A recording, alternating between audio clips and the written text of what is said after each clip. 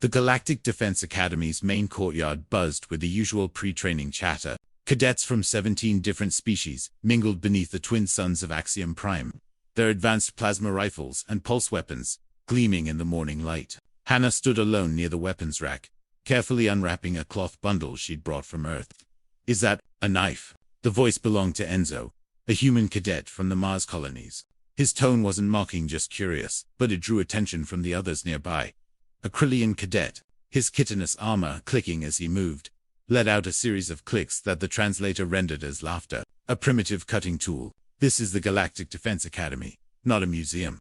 Hannah's jaw tightened, but she continued unwrapping the blade. It was a katana, the steel dark with age, the handle wrapped in faded black silk. Her grandfather's grandfather had carried it, and his grandfather before that. The lineage stretched back centuries to feudal Japan on a planet these aliens would never understand. "It's just a ceremonial piece," another cadet whispered. This one a tall Venturi, with crystalline skin that refracted light in prismatic patterns. Humans and their attachment to obsolete technology. Enzo stepped closer, examining the blade with genuine interest. "That's authentic, isn't it? Pre-space age." Hannah nodded, finally meeting his eyes. 1640s. "My family has kept it for 400 years. And you brought it here." Enzo's eyebrows rose. "Why?" Before Hannah could answer, Instructor Kale appeared. The legendary warrior was a Threxian, standing nearly 8 feet tall, with silver scales and eyes that had seen countless battles across the galaxy. Every cadet fell silent immediately. Kale had trained 3 generations of soldiers, fought in the Void Wars, and possessed a reputation that transcended species. His gaze fixed on Hannah's blade, and his expression shifted, something the cadets had never seen before. The stern, unflappable instructor looked almost reverent. "Where did you get that?" His voice was barely above a whisper. The Krillian cadet sensed an opportunity. "Instructor Kale, the human brought a relic to a weapons training. Should we not focus on modern silence?" Kale's command cracked like thunder. He approached Hannah slowly, each step deliberate. Then, to the absolute shock of every cadet present, the legendary instructor lowered himself to one knee and bowed his head. "That blade has history," Kale said, his voice heavy with respect. "Do you know what you carry, cadet?" Hannah's voice was steady despite her surprise. "It's my family's katana, but I sense you know something I don't, sir." Kale rose, his eyes never leaving the blade. 200 years ago, during the Battle of Kepler Station, the enemy had breached our last defense. We were outnumbered 50 to 1. Our weapons were depleted, our shields down. I was a young soldier then, certain I would die in the void. The courtyard was absolutely silent now. Even the wind seemed to hold its breath. A human ship had taken catastrophic damage in the battle. It was breaking apart, but 5 human soldiers managed to board our station through the breach. They had no plasma weapons left, no pulse rifles. "Do you know what they carried?" Enzo answered, his voice awed. "Blades." "Blades," Kale confirmed. "Swords, knives, and one man carried a katana that looked exactly like this one. In the close quarters of our damaged station, where modern weapons were useless, those humans fought like demons from ancient mythology. They moved with a precision that took my breath away. Each strike was deliberate, efficient, deadly." Hannah's hands trembled slightly on the katana's handle. "My great-great-grandfather, James Chen, served on the USS Defiance. He died at Kepler Station." Kale's expression softened. "James Chen.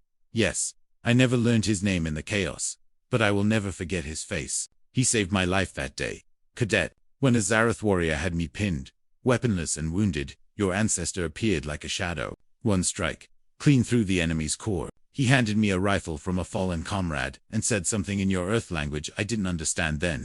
My translator was damaged." "What did he say?" Hannah asked, tears threatening at the corners of her eyes.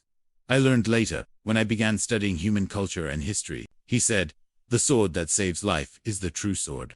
The Krillian cadet who had mocked Hannah earlier now had the decency to look down at his feet. The Venturi cadet's crystalline features seemed to dim with shame. Enzo spoke up. "Instructor, why did you bow?" Kale turned to address all the cadets. "Because I recognize a warrior's lineage when I see it. This blade has tasted battle, not just in ceremonies, but in the defense of life across centuries. On Earth, in the void of space. And now here." He looked back at Hannah. "Your ancestor and his companions turned the tide at Kepler. They bought us the time we needed for reinforcements to arrive. 16,000 lives were saved that day, because 5 humans refused to give up, even when all modern warfare failed them." Hannah carefully raised the katana, the steel catching the light of the twin suns. My grandfather told me stories. He said that no matter how advanced we become, some truths remain constant. Courage, honor, the willingness to stand when others fall. Your grandfather was wise, Kale said. He turned to the assembled cadets, his voice commanding, "Let this be a lesson to all of you. We train with advanced weapons. Yes, we mastered technology that would seem like magic to our ancestors. But never mistake the tool for the warrior. Hannah's blade is 4 centuries old, forged in fire by human hands when they had not yet touched the stars. Yet, in the right hands, it saved a space station and thousands of lives." The instructor straightened to his full height. Humanity joined the galactic defense relatively recently. But they have taught us something vital, that the warrior's spirit transcends technology. They went from swords to starships, in mere centuries, but they never forgot where they came from. Enzo stepped forward and placed his fist over his heart in salute to Hannah. One by one, the other cadets followed, Krillian, Venturi, and all the others. Kale nodded with approval. "Cadet Hannah, you will train with that blade, alongside your plasma rifle. I expect you to honor its history." "Yes, sir," Hannah said, her voice strong and clear. As the training session began, the cadets looked at Hannah and at humanity with new eyes. The katana was no longer a relic to be mocked. It was a reminder that courage, skill, and honor could never become obsolete. No matter how far into the stars they traveled, and in the quiet moments between exercises, Enzo caught Hannah's eye and smiled. They both understood something the galaxy was still learning. Humanity's greatest weapon had never been their technology. It was their refusal to forget who they were, even among the stars.